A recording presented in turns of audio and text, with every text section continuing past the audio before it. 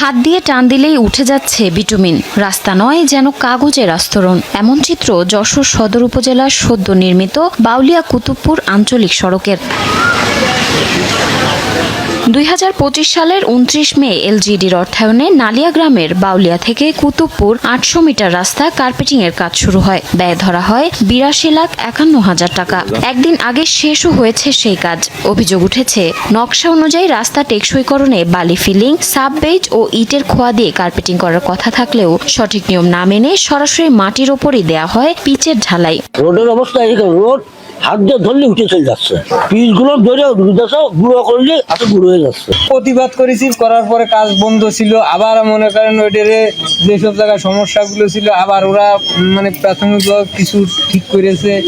বিষয়টি নিয়ে পরস্পর বিরোধী বক্তব্য এলজিইডি কর্মকর্তাদের। তবে সড়কের 100 মিটার অংশে ত্রুটির কথা স্বীকারও করলেন নির্বাহী প্রকৌশলী। আমরা তো রাস্তাকে আগে ডাব্লিউবিএম করে নিছি, ওইখানে কিছু না থাকলেও ডাব্লিউবিএম আছে। মাটির উপরে কি পিচ ঢালাই দেওয়া যায়?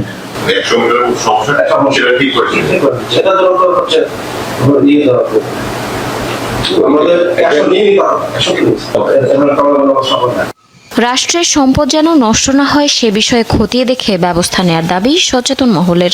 না আছে পিচ, না আছে খোয়া বা পাথর, কোন রকমে হচ্ছে যে বেড, সেই বেড তৈরি না করে মাটির উপরে হচ্ছে পিচের একটা পোস্টার দিয়ে কাজ শেষ করার চেষ্টা হচ্ছে। এটা অত্যন্ত দুঃখজনক এবং এই ব্যাপারটাই সুষ্ঠু তদন্ত হওয়া দরকার। অভিযোগের বিষয়ে জানতে ঠিকাদারি প্রতিষ্ঠানের স্বত্বাধিকারী রূপম জয়ধারকে বারবার ফোন করা হলেও তাকে পাওয়াই যায়নি।